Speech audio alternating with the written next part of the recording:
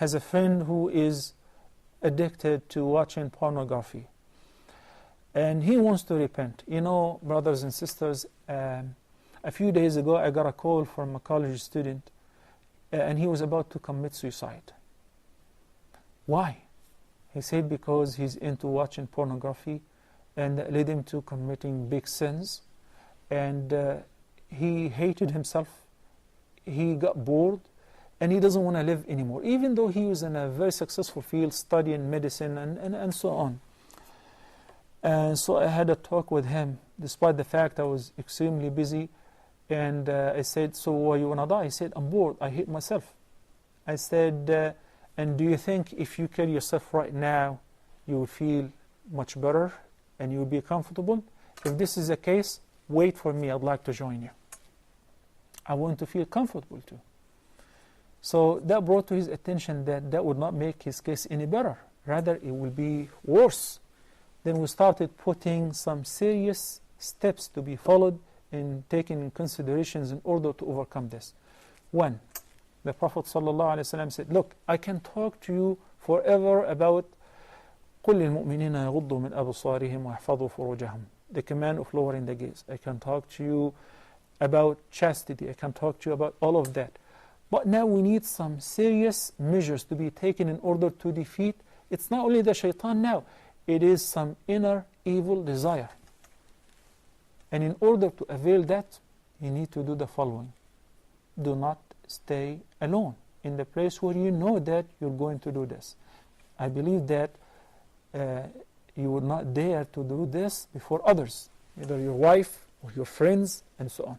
If friends, I asked him, he said he has a bad company. He said, take the SIM out of your phone, throw it in the toilet, flush it away, and nobody should be communicating with you of the old company.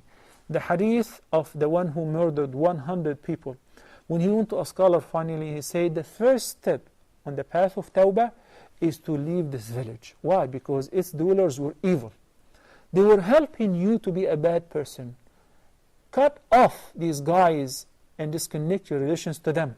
Do not know them. You started making fun of him, laughing about him, mocking him and all of that. I said, that's all fine. If you want to be treated, none of them should enter your house. And from now on, you should live with some righteous people, whether in the dome or in your flat. The Prophet ﷺ said, no one should travel alone, nor sleep alone. If you are being by yourself, the Prophet ﷺ said, عليكم الجماعة فإن الذئب لا يأكل من الغنم إلا القاصية. The wolf devours from the sheep only the one which is astray and by itself. It does not attack the whole herd, but snatches only one at a time, most likely the one which is by itself. Do not be that astray sheep. So if you have open doors and if you're all surrounded by people until you recover, you need a rehab. You need a rehab.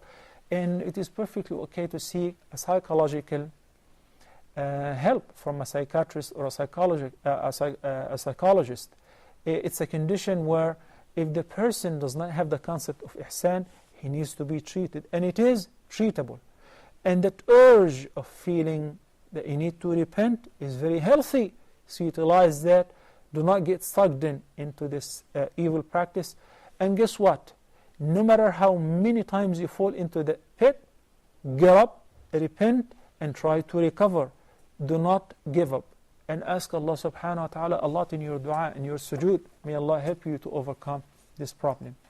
And the best of advices, of course, is to get married to a woman who would suffice you and will protect you and help you to be a righteous man. غفر الله لنا ولكم.